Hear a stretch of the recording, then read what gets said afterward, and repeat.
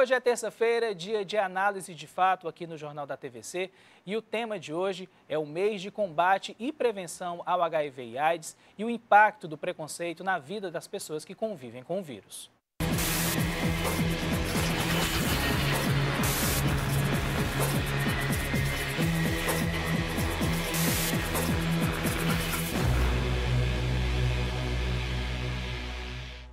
Com tantos avanços na medicina, a questão de HIV e AIDS tem mudado bastante nas últimas décadas. O que não vem acompanhando esse progresso é a visão que a sociedade tem das pessoas que convivem com o vírus, fazendo com que o pior sintoma da doença ainda seja o preconceito. Para falar mais sobre o assunto, eu recebo na nossa análise de fato de hoje o psicanalista e o psicólogo, o Dr. Henrique Figueiredo. Doutor Henrique, muito bem-vindo aqui ao nosso análise de fato. Doutor Henrique, por que a sociedade ainda tem todos esses avanços? Mudou bastante, né? A gente não tem mais aquela capa da Veja do Cazuza, né? Na sociedade hoje em dia, quando se trata de HIV e AIDS. Mas por que ainda é tão difícil falar sobre esse assunto e por que a sociedade tem tanto preconceito? Boa noite. Olha só, você citou aí a capa da Veja com o Cazuza, né? Eu até ainda preferia que fosse assim, que tivesse alguém que desse a cara, para que nós pudéssemos realmente situar numa referência bem clara, bem específica, né? Os tempos mudaram, mas o preconceito avança silenciosamente, né? Com seus estigmas. A primeira questão que eu posso te colocar é a seguinte, né? Assim, isso continua e continuará, né? Nós temos sempre que trabalhar incessantemente na diminuição da carga de preconceito, da carga de estigma. Por quê? Porque nós tratamos no campo da diferença. Sim. Nós tratamos no campo o sujeito e o outro, eu e você, né? Eu e o outro, essa que é a questão. E existe um anseio muito grande dos discursos constituídos, discurso da religião, né? O discurso da ciência, sim, de que nós pudéssemos, digamos assim, tornar, né, a lógica da diferença totalmente desaparecida ou recoberta, e que nós pudéssemos tratar todos de uma só forma. Então, se essa lógica ela é permanente, nós temos que trabalhar por outras perspectivas, porque sempre existirá eu e o outro.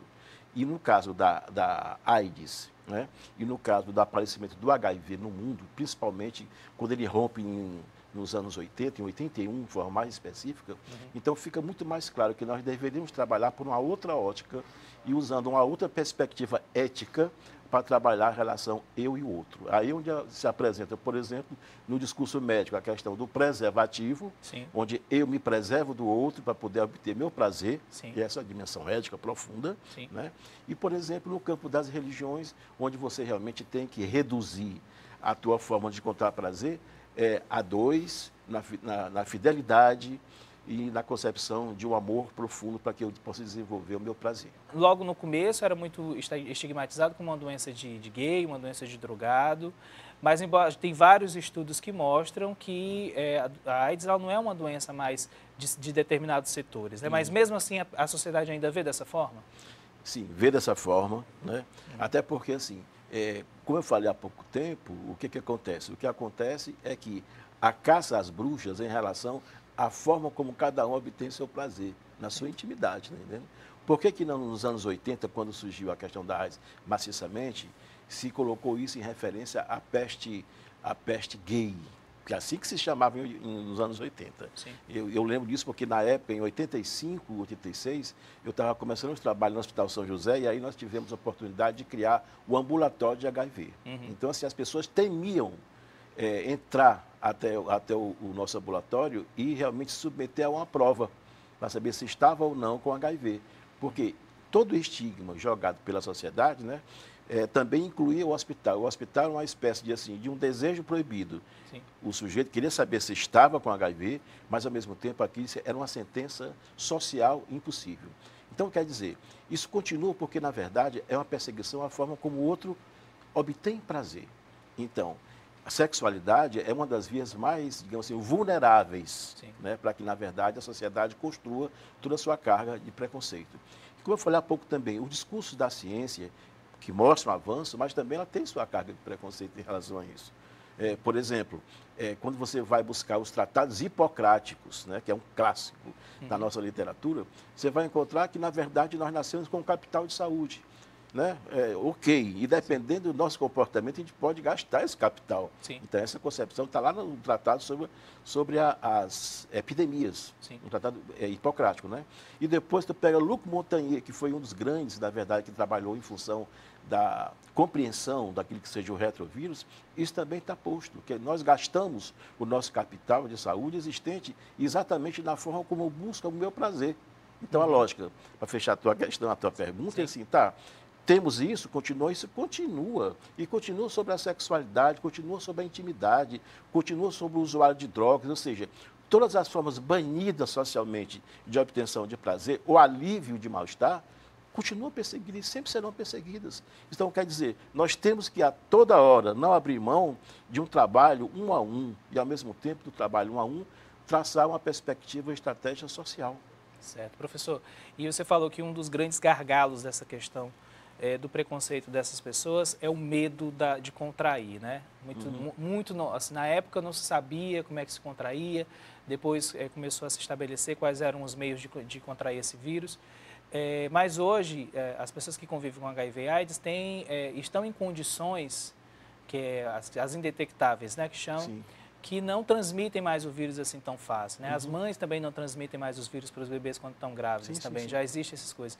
Essa condição não deveria ajudar mais a sociedade, assim, em acabar um pouco com esse preconceito? Deveria. Aí passa por uma discussão bem atual, que é a questão da detecção de carga viral. Sim. Né? Então, nós avançamos muito com isso. Enquanto a ciência realmente não nos oferece uma solução final, né? Ou seja, a AIDS tem cura, ou seja, nós podemos combater o vírus definitivamente, nós temos vários paliativos que nos ajudam a viver melhor. Sim. Então, assim, o que eu sugiro às pessoas que agora estão nos escutando é que, sim, se acerquem com toda a dificuldade que eu sei que cada um tem, se acerquem a um centro de referência para poder realmente fazer, digamos assim, um teste que, se tiver alguma suspeita, Sim. que se submeteu a algum tipo de situação de vulnerabilidade. Então, isso é importante, porque, assim, não significa dizer que se eu tenho uma suspeita de que, na verdade, eu me submeti a alguma vulnerabilidade e guardo para mim, que eu consigo superar isso. Pelo contrário, eu estou, digamos assim, de alguma forma, maturando um processo que, se eu tocasse naquela hora uma possibilidade de uma ajuda pelo que nós temos disponível hoje, tá, eu viveria bem melhor. Essa que é a questão. Ou seja, é uma questão de cronicidade. Você pode viver com HIV? Pode, né? Preferível que não vivamos, mas se uma vez que você está, digamos assim, com o vírus, vamos conviver com o vírus. Por isso que a gente muda a sigla. Vamos viver com HIV, vamos viver com AIDS. É diferente. Sim. Do que assim, eu lançar sobre isso uma carga de preconceito ou de medo. Sobretudo, o medo nos impede de saber que uma determinada carga viral, isso me permite me manter em um relacionamento íntimo com a pessoa sem muitos problemas. Sim. Essa que é a questão, mas o medo impede. Verdade. Professor, dois assuntos que eu ainda quero tratar com o senhor, mas a gente está meio que correndo aqui com o tempo. Mas, primeiramente, como é que a gente pode viver nesse momento, né, essa questão, nesse momento de conservadorismo que a gente vive, né? Como é que está essa questão do combate? Como é que a gente pode falar com a sociedade sobre esse assunto nesse momento de conservadorismo, por exemplo? Sim. Já posso falar agora sobre isso? Pois ok. não. Olha, para mim, hoje essa é a questão mais importante. Em 2000, eu lancei um livro, que é para mostrar para os telespectadores. Okay. Esse livro aqui, na verdade, ele se chama AIDS, a nova desrazão da humanidade. Mostrar aqui para as pessoas. Então, esse livro eu publiquei em 2000, que foi fruto da minha tese doutoral. Né? Então, naquele tempo, ou seja, em 1996, quando eu defendi minha tese doutoral, eu estava preocupado exatamente com isso, né? Assim, a forma de caça às bruxas, né? Caça às bruxas é uma expressão medieval muito conhecida, mas, sobretudo, hoje está muito bem atualizado. Isso quer dizer o quê? Nós estamos vivendo, pela esfera política, uma atualização, uma oficialização da caça às bruxas que realmente sustentam o espectro da diferença. Né? A maneira como eu penso, a maneira como eu gosto, onde está situada a minha fé. Né? Então, assim, o que eu falei há pouco tempo, né, que os discursos religiosos e os discursos médicos procuram, de alguma forma, tornar todos numa mesma referência, colocar na mesma referência, para que isso, na verdade, não me traga problemas. Então, do mesmo modo, hoje nós estamos vivendo um Estado político, né, totalmente pautado numa relação fundamentalista religiosa, que implica dizer que o prazer ele deve ser feito de uma só forma, uniformizado. Ou até mesmo combatido, né? Claro, mas é uma tremenda hipocrisia, Uhum. né? Quer dizer que hoje em dia nós temos também que combater a hipocrisia política que se instalou no nosso país. É bem complicado mesmo. Doutor, pois então, muito obrigado pela sua presença aqui, pelos esclarecimentos hoje no nosso programa, aqui no nosso Análise de Fato.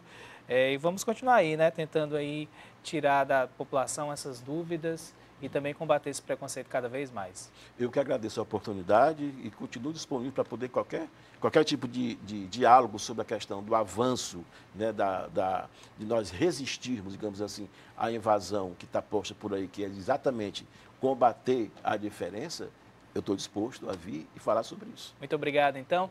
E no próximo bloco, no Jornal da TVC, você vai ver também. No Dia Internacional da Pessoa com Deficiência, a primeira edição do Fórum, que debateu políticas públicas para essa parcela da população. É daqui a pouco. Você pode acompanhar a programação da TVC nas nossas redes sociais. Acesse o Instagram, o Facebook ou a nossa página oficial. As reportagens do Jornal da TVC também estão disponíveis no nosso canal no YouTube. Confere e aproveita para curtir e compartilhar. E tem também o WhatsApp para você manter contato direto com a gente. TVC, você aqui.